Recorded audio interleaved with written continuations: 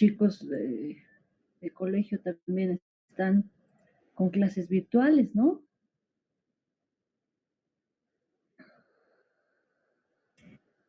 ¿Me Sí, escuchas? ingeniero, están con clases virtuales. Creo que toda esta semana tiene, igual en Santa Cruz Sí, sí. estaba viendo las noticias que Uh, está muy grave. ¿Han visto ese mapa que les he mandado el día de ayer? Bueno, está en varias redes sociales, ¿no? Pero es lo más próximo que he podido ver, bueno, al próximo la realidad de lo que he podido ver estos días en las noticias. Es una pena, es muy lamentable lo que está pasando. Realmente, mm, eh, ay, no sé cómo nombrarlo, no muestra un poco la capacidad o la incapacidad que existe del Estado de poder controlar estos eventos. Jamás hemos, o sea, siempre, toda la vida yo sabía que había chaqueos, ¿no? Pero no de esta magnitud, no de este calibre, ¿no? Entonces, hay muchas opiniones también sobre este particular con los profesionales del área en los que yo participo, ¿no? En algunos grupos de discusión y, bueno, pues hay incluso posiciones muy radicales en las que dicen pues que esto es una forma disimulada o tal vez frontal de expandir la frontera agrícola, ¿no? Y, y que ya se ha salido de control, ¿no? Porque expandir la frontera agrícola por consenso, por referéndum y demás, es algo muy difícil, ¿no? Es una forma, vamos a decir, camuflada de expandir la frontera agrícola, pero que se ha salido de las manos, ¿no? Bueno, hay esa postura que es un poco más radical. Bueno, hay diferentes posturas, pero en definitiva lo que está ocurriendo no es poco serio, todo lo contrario. Eh, lo que estamos viviendo nosotros eh, puede tener consecuencias más adelante, ¿no? Imagínense este tipo de eventos o este tipo de situaciones en ambientes laborales un poco más pequeños, ¿no? Me estoy refiriendo a, al sector agrícola, donde hay trabajadores en los que el chaqueo es muy normal, evidentemente controlado, pero lo que se ve es finalmente esto, ¿no? Una afectación al sistema respiratorio, partículas en suspensión, ¿no? Con diferentes, eh, vamos a decir, con diferente composición, partículas, estoy segura que hay PM2,5, PM10 o por debajo del PM10 que están entrando eh, eh, a nuestros órganos, ¿no? Por vía inhalación. Entonces, en definitiva, probablemente no veamos ahora mismo, ahora, aparte de tener una breve molestia en la garganta, no debemos tener mayores afecciones, salvo que seamos personas con una vulnerabilidad más alta o con alguna enfermedad de base, pero probablemente las repercusiones las veamos después, ¿no? Entonces, es una pena lo que está pasando. Ok, ¿ven mi pantalla? ¿Ven mi pantalla? Sí, Ya. Estamos ahora viendo iluminación. Ayer nos habíamos quedado en esto, ¿no? Ayer hemos visto ruido y ahora estamos viendo iluminación. Por cierto, el siguiente martes es la charla magistral, ¿sí? Así que el siguiente martes todos tienen que estar de manera obligatoria, ¿sí?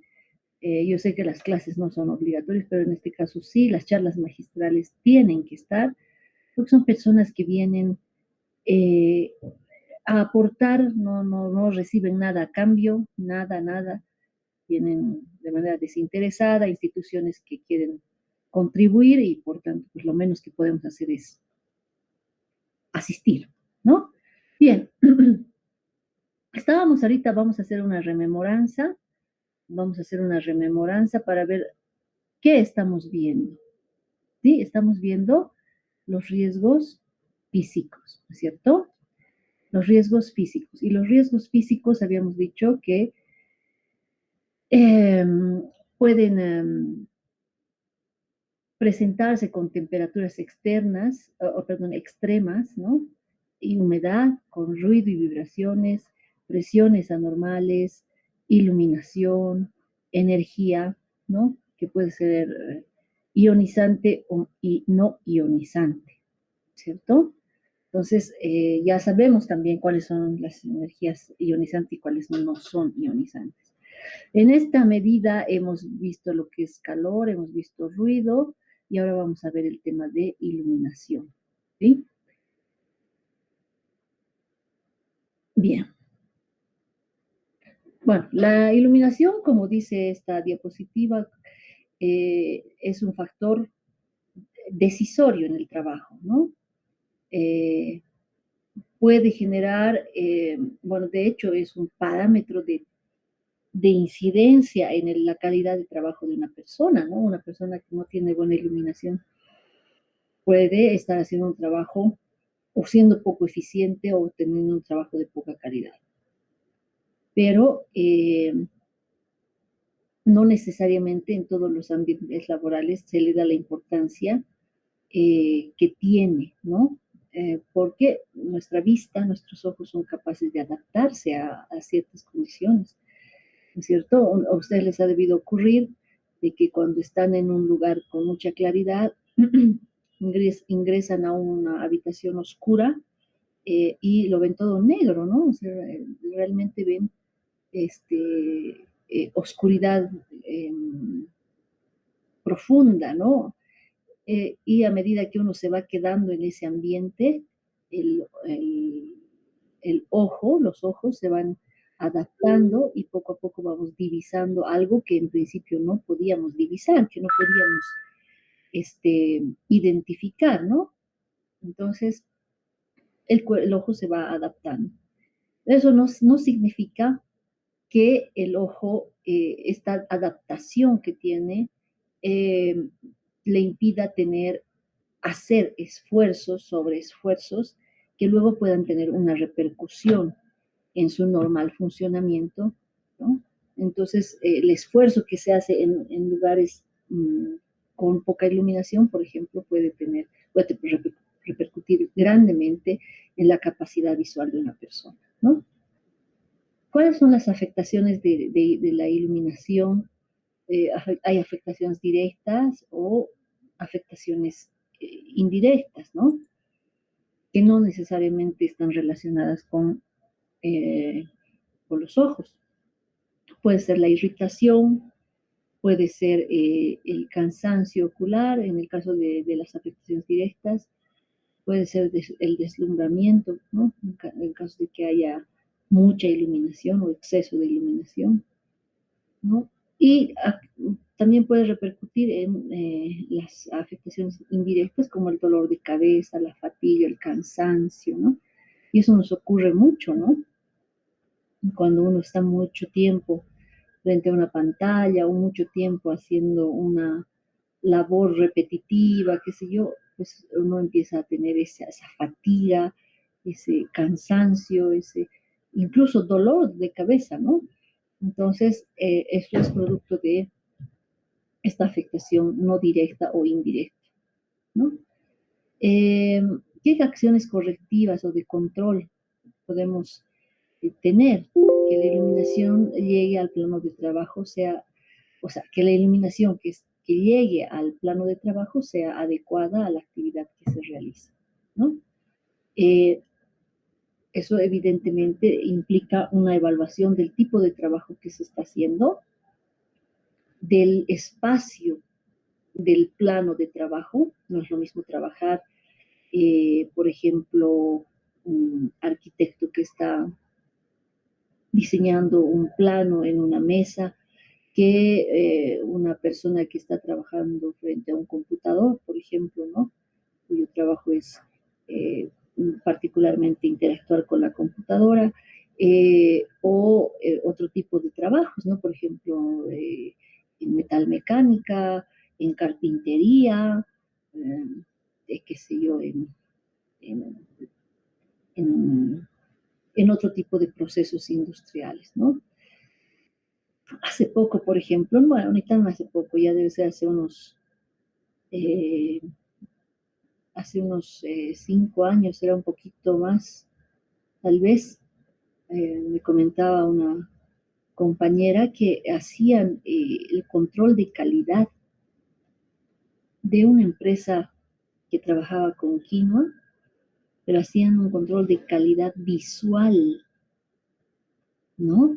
Entonces había una banda transportadora que estaba permanentemente en funcionamiento y visualmente tenían que ir escogiendo, mm, no recuerdo bien si eran mm, insuflado de quinoa, no recuerdo bien.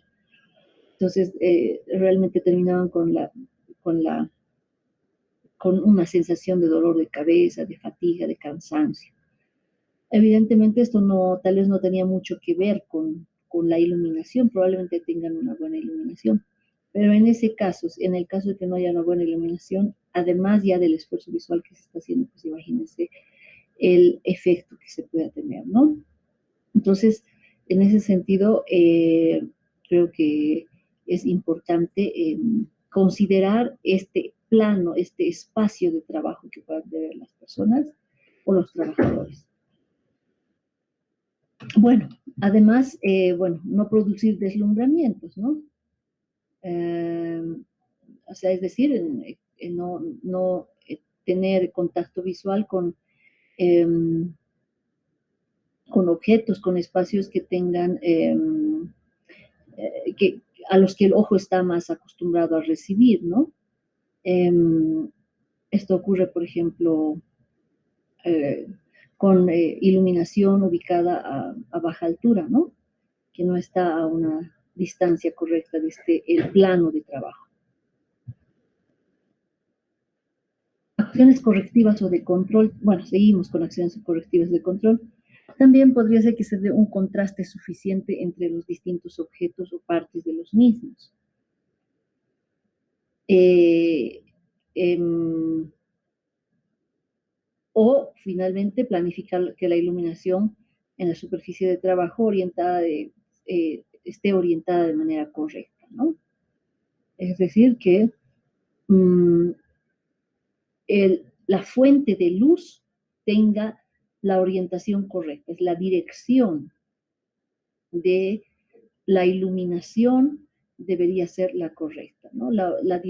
Por eso el último punto dice, la luz debe dirigirse primero a los materiales y objetos con los que trabajamos, no tanto a mi cara, a mi rostro, ¿no? Sino a los objetos con los que estamos trabajando.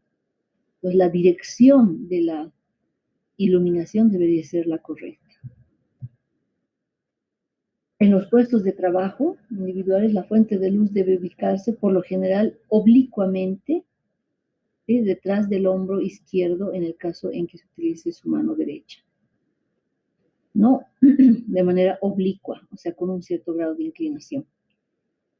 Y si se utiliza la mano izquierda, tendrá que ir detrás del hombro derecho, ¿no? Siempre que sea posible, se debe utilizar iluminación natural y si es insuficiente, recién utilizar iluminación artificial, ¿no? No todos los ambientes laborales pueden tener iluminación natural, pero siempre que sea posible, los espacios de trabajo que puedan aprovechar la luz del día, ¿no? Tendrán que, o sea, en la medida de lo posible tendrán que aprovechar este tipo de luz con tener ventanas amplias, en fin, ¿no? Para aprovechar este tipo de luz. En caso de que no se pueda, pues entonces se tendrá que a acceder a la iluminación artificial. Iluminación en los lugares de trabajo, ¿no? Dependiendo del puesto de trabajo, tendrá que tener ciertas características o cierto nivel de iluminación, ¿no? Cuya unidad de medida es el lux, ¿no? Entonces, si estamos hablando de un patio, de una galería y demás lugares de paso, ¿sí?, donde no hay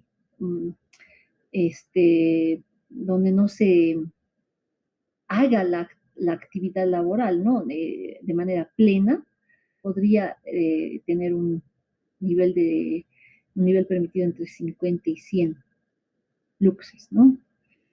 Las oficinas, equipos de oficina, tejidos, colores, tejidos de colores claros, etcétera, podrían estar entre 300 y 500 lux. Las calderas, lavanderías, almacenes, depósitos tendrían que estar mucho más iluminados, ¿no? Entre 200 y 300 lux. Todo lo que es montaje delicado, ¿no? La ebanistería, la inspección de colores oscuros, puede ser aquí el control de calidad visual, en fin, debería estar entre 700 y 1000 lucros, ¿no?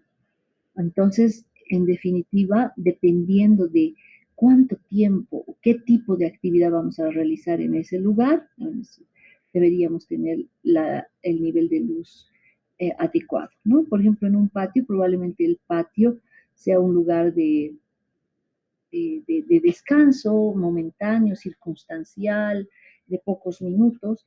Entonces, con seguridad que ahí no, y además un patio va a tender siempre a tener luz natural, ¿no? Entonces, podrían tener entre 50 y 100 luxes, es una iluminación baja, incluso si se tratara de lugares de paso, ¿no? Entonces, pero ya cuando hablamos, por ejemplo, de cosas delicadas, de, qué sé yo, se imaginan ustedes estos trabajos, estos puestos laborales donde hacen el montaje de relojes, por ejemplo, estos relojes, eh, muchos de los relojes todavía en Europa se hacen de manera manual, ¿no es cierto? Entonces, imagínense ahí, pues necesitamos llegar cerca a los 1000 luxes, ¿no? Bueno, hasta ahí los riesgos de iluminación. Ahí nos ha faltado ver el tema de riesgo de vibración y el riesgo, no recuerdo bien, a ver, vamos a ver, un momentito. Aunque en el caso del sonido hemos podido identificar, digamos, algunos riesgos parecidos a los riesgos de vibraciones. Vamos a ver, permítanme un segundito, estoy buscando la diapositiva correcta.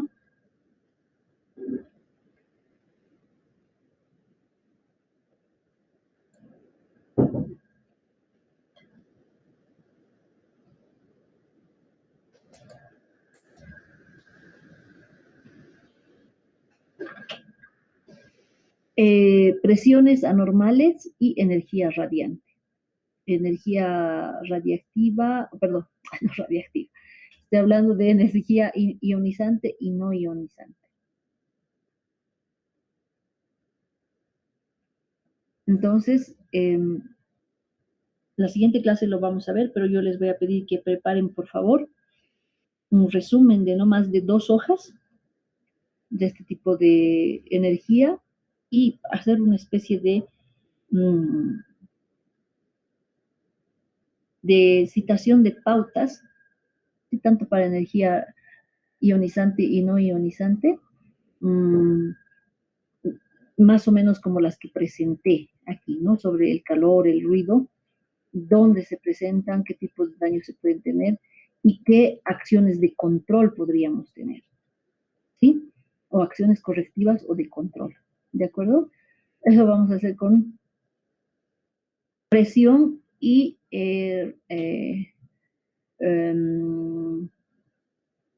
energía que decía ahí, bueno, en este caso no va a ser energía, con eh, energía ionizante y no ionizante, ¿sí? Entonces vamos a ver, vamos a hacer un resumen de una página para presiones anormales y otra página para eh, radiación ionizante y no ionizante, ¿de acuerdo? Bajo, bajo esta línea que he estado mostrando, que es básicamente mostrar las características, dónde se presentan y qué acciones correctivas y de control se tendrían que tener en un ambiente de trabajo. ¿De acuerdo? Ok. Y yo también voy a complementar con alguna información bibliográfica que tenga. Intenten siempre referirse a papers, ¿sí? Intenten siempre, ahora evidentemente hay libros en los que uno puede consultar, páginas web y demás que no está de más, pero intenten siempre referirse a papers porque ahí nos da un bagaje de información, incluso que puede ser comparable, ¿no? Respecto a los riesgos biológicos, eh, son llamados biológicos porque se transmiten entre seres vivos, ¿no? Eh, y no son exclusivos de los ambientes laborales, ¿no? En este caso sí podríamos considerar los virus, las bacterias, hongos, parásitos y otras sustancias alergénicas. Permítame 30 segundos, por favor. Les pido 30 segundos que estoy con una...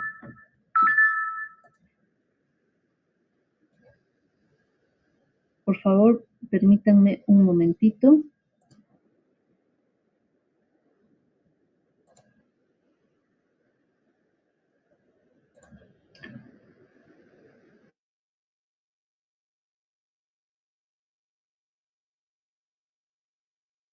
He tenido que contestar urgentemente una comunicación. Mil disculpas. ¿Están ahí?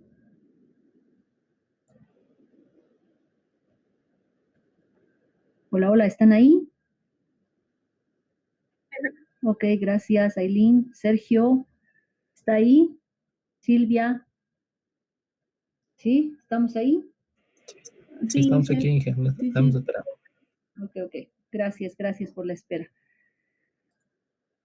Bien, me indica por favor si estamos todavía viendo la pantalla, ¿sí? ¿Ven la pantalla? Ok, Sí, se muy bien. ve. Bueno, entonces, los riesgos biológicos se dan justamente por esta transmisión que se puede generar entre seres vivos, ¿no? El virus, las bacterias, los hongos, los parásitos son seres vivos. Las vías de ingreso al organismo podrían ser ingestión, absorción cutánea, vía respiratoria, ¿no? Y bueno, pues estos riesgos biológicos tendrán que tener ciertos controles en los trabajadores, ¿no? Mm, de hecho, no todos los trabajos tienen riesgos biológicos, pero imagínense ustedes a un laboratorista, ¿no? Cuando llevamos unas muestras biológicas a un laboratorio en un hospital, por ejemplo, ¿no? Que está en contacto con muestras de sangre, de orina, entre otros, que puede, en definitiva, generar un riesgo biológico, ¿no? Por tanto, se tendrá que tener un control del riesgo de acuerdo a su origen o punto de generación, la posible dispersión o transporte, o si hubiera dispersión o transporte, ¿no? De este punto de generación del riesgo y el equipo de protección personal. Generalmente las personas que están expuestas a los riesgos biológicos tienen exámenes médicos permanentes, eh, sistemáticos y planificados. En el caso de los riesgos biológicos, pues habrá también habría que hacer una diferenciación entre los riesgos que pueden ser introducidos al organismo de acuerdo a la vía, ¿no? Al de la que estamos, eh, a la vía por la cual se puede transmitir este, este factor de riesgo, que puede ser un virus, una bacteria, un hongo, ¿no? En función de ello, habrá que ver qué controles se pueden hacer. Efectivamente, si hay un riesgo a ingestión, pues habrá que tener mayores controles de ingeniería en este sentido. Si hay absorción cutánea, si es por vía respiratoria o por otra vía, entonces habrá que tener habrá que contextualizar el riesgo, evaluar el riesgo y tomar las acciones en esa medida, ¿no? Riesgos eléctricos, ¿no? Vamos a hablar de riesgos eléctricos. Eh, bueno, este es un riesgo muy común, no solamente en emplazamientos laborales,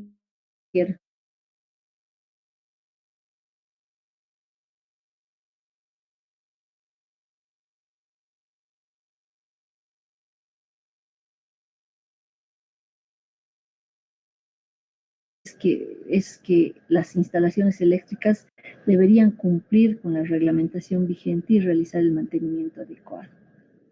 Desde nuestros domicilios hasta los emplazamientos de trabajo y más aún en los emplazamientos laborales, porque muchos de ellos eh, reciben energía de alta tensión, ¿no es cierto? Entonces, porque evidentemente se necesita mayor potencia para el funcionamiento de algunos equipos, ¿no? Equipos, herramientas, en fin. En esa medida, pues no podemos comparar un emplazamiento industrial con una vivienda, pero ambas deberían cumplir con la reglamentación vigente y el mantenimiento adecuado. Una vez que se precautele este primer precepto, que es cumplir la reglamentación, se deberá establecer técnicas y procedimientos de trabajo en las instalaciones eléctricas o en sus proximidades a cumplir por los trabajadores. Es necesario evaluar los riesgos que pueda suponer para el trabajador, ¿sí? Todo el trabajo en una instalación eléctrica debe realizarse sin tensión, ¿no? Eh, Evidentemente es lo que hacemos todos en casa, ¿no? Queremos cambiar un foco o arreglar una instalación, se baja la palanca, ¿no? Entonces se debe realizar sin tensión.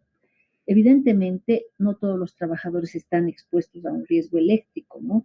Dependiendo de la ubicación donde el trabajador esté desarrollando sus actividades, dependiendo del estado de situación de esta instalación eléctrica y del mantenimiento que se pueda generar de esta instalación o que se pueda realizar de esta instalación eléctrica, entonces podrá el riesgo ser mayor o menor. ¿Qué medidas de prevención podemos tener sobre los riesgos eléctricos? Una adecuada formación de los trabajadores, la capacitación es muy importante, la utilización de medios materiales de trabajo y de protección y otras medidas generales, ¿no? Entonces, eh, siempre, no solamente con los riesgos eléctricos, ¿no? Ocurre con todos los tipos de riesgos.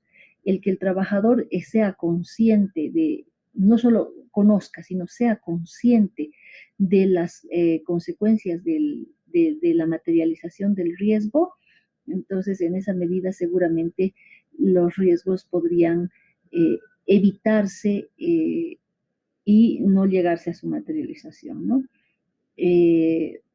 Ocurre también, y sabemos, ¿no? Que ocurre con, um, con algunos entornos laborales en los que se habla de salud ocupacional, y no es sino cuando se les muestra la consecuencia hasta que empiezan a tener el cuidado respectivo, o empiezan a usar sus equipos de protección personal, a hacer, poner atención a la, a la señalética, en fin, ¿no? Pasa como con el cigarro, ¿no? Entonces, cuando les mostramos los pulmones hechos, eh, bueno, desechos, ¿no? Por la afectación del tabaco, pues es donde uno se impacta, hasta se sugestiona y empieza a dejar, digamos, ¿no? Este, el cigarro, ¿no? Ocurre lo mismo, ocurre con entornos laborales en los que siempre se les muestra, ¿no? Miren, si ustedes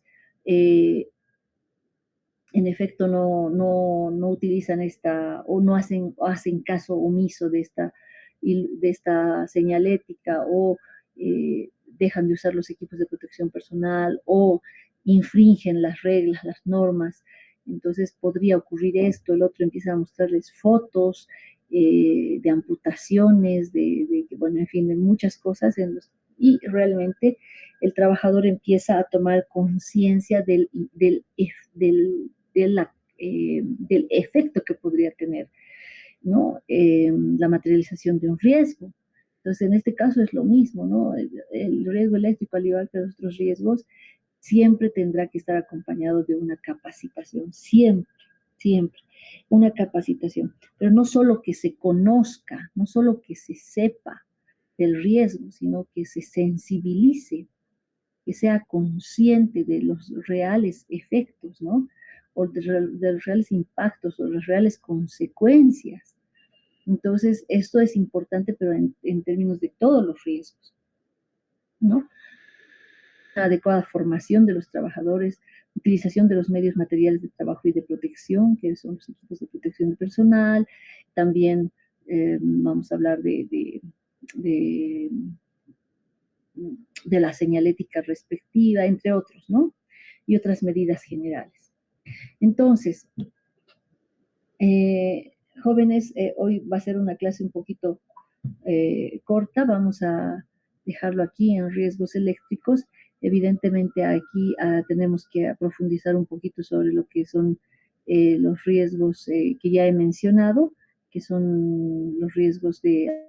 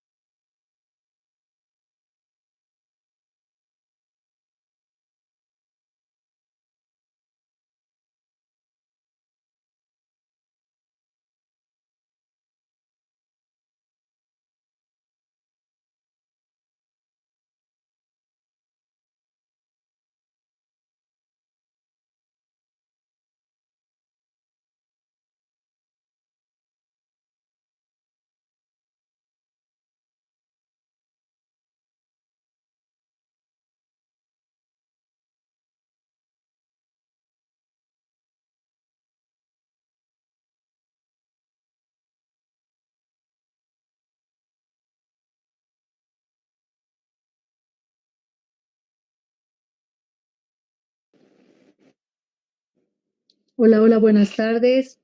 Yo no me di cuenta de que los últimos minutos no me han podido escuchar. Yo me imaginaba que estaban ahí hasta que me di cuenta que estaba sin señal. ¿Me pueden indicar, por favor, hasta qué diapositiva han podido escuchar la exposición, por favor?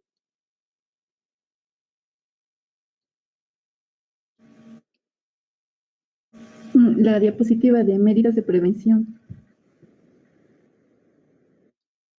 ¿Estamos en riesgos eléctricos? ¿Sí? ¿Me escucharon Sí, sí, riesgos sí. eléctricos? Sí, ingeniera, ahí estábamos. Ok. Sí, en definitiva, no sé por qué extraña razón, mi equipo no está pillando señal. De hecho, dice que no tengo conexión, aunque en el celular, como ustedes podrán ver, lo tengo y bueno, no sé qué ha ocurrido, sinceramente. No puedo no puedo retomar la conexión. Voy a intentarlo una vez más. A ver un momentito.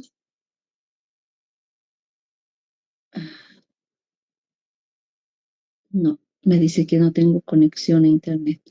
Pues voy a reiniciar el equipo, pero entre tanto yo creo que ya habrán pasado por lo menos 5 minutos. Vamos a dejar la clase del día de hoy aquí. Y bueno, pues con esta última diapositiva era la parte final de lo que quería hablar con ustedes sobre riesgos eléctricos. Y lo que sí ha quedado un poco en el tintero son los riesgos por presión, alta presión y por radiación ionizante y no ionizante, ¿no? Es algo que ustedes lo van a indagar, además de esto de ver un poquito los, em, los niveles de ruido, ¿no? Los casos de estudio que se han podido hacer en, en algunos ambientes laborales que estén inscritos en papers, ¿sí? Entonces eso lo vamos a ver para la siguiente clase, estos dos trabajos. Sin embargo, para el martes yo ya les adelanto que vamos a ir viendo también temas de papers de los otros riesgos que hemos visto, ¿no? Los riesgos biológicos, por ejemplo, y los riesgos eléctricos, pero en casos reales que hayan podido ser objeto de estudio en papers. Entonces, eso lo vamos a ver el martes. Entonces, quedaría para el lunes el tema de ruido, ¿sí? Y esta indagación somera de radiación ionizante y no ionizante y la presión, alta presión, ¿no? Estos dos riesgos. Y para el martes estaríamos viendo riesgos relativos a biológicos y riesgos eléctricos, ¿sí? El tema de iluminación también. Entonces son tres riesgos que vamos a ver para el día martes. Por favor, hagan una indagación de papers que hagan referencia a estos tres tipos de riesgos en ambientes laborales. ¿De acuerdo? Muy bien, lo lamento de verdad, es un tema de señal, mi máquina no responde. De hecho, les voy a ver. Eso es lo que me sale. No tienes conexión. Yo no sé qué ha ocurrido, alguna cosa que ha podido pasar con mi, no sé, mi conexión. Bueno, en fin, muchas gracias. Nos vemos la siguiente semana. Que tengan una linda tarde. Cuídense mucho y que, bueno, pues esta semana todo lo que está aconteciendo en el país mejore realmente.